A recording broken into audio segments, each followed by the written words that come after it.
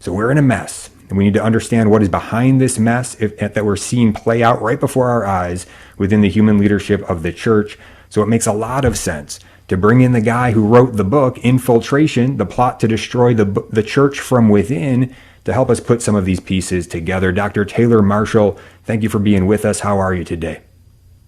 I'm very well. Thanks for having me.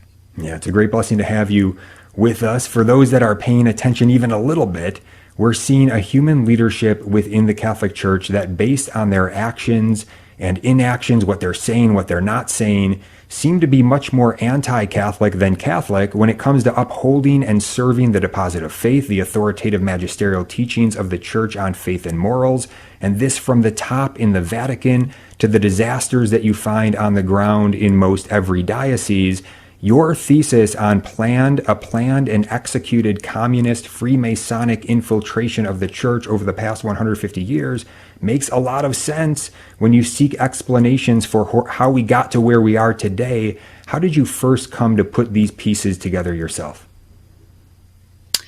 Well, first of all, I want to compliment you for saying the human leadership of the Catholic Church. That's what we're talking about here. The true leader is Christ our Lord. He's the King of Kings. Amen. Our Lady, she's the Queen of Heaven, and so on and so forth. So we're talking about the human leadership here on earth. And I'm a convert. I was actually an Anglican priest before becoming a Catholic, and came into the church with great joy. Don't regret it at all. It's the pearl of great price. But along the way, as I came into the church, I began to see inconsistency. I think initially it was inconsistency in the pro-life movement. I'm not talking about all priests and bishops, but some. And as time went on, I started seeing confusion about doctrine, moral teaching. And as we moved further and further, past 2013 with that, the confusion around the resignation of Pope Benedict XVI, and then more and more confusing, not only statements by Pope Francis, but appointments, disciplinary measures, of course, Cardinal McCarrick or ex-Cardinal McCarrick and all that.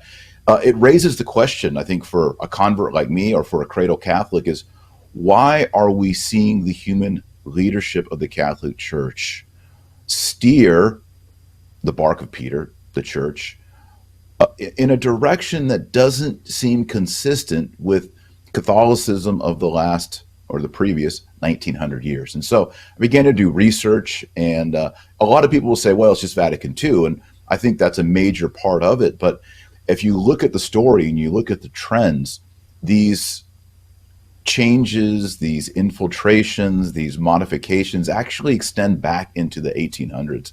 And so as I was doing research, I wanted to sort of tell the story of church history beginning in the 1830s, 1840s, where popes are actually, sounding the alarm and seeing the problems going on within the church, and kind of all the way up until Pius IX, Leo XIII, turn of the century into the 1900s, Pius X, vocally talking about the heresy of modernism that is creeping into the church. And so just wanted to document all those things for myself, for my family. I want to be a Catholic. I want my children to be a Catholic, and I want my grandchildren to be Catholic. It's not just about me, it's about the future generations, and getting back to the goal, which is Jesus Christ in the Holy Eucharist, and the faith and morals given by Jesus Christ to the apostles, and the preservation of that for the good of humanity and for our salvation. So that's what inspired me to write the book, and I learned a lot along the way. And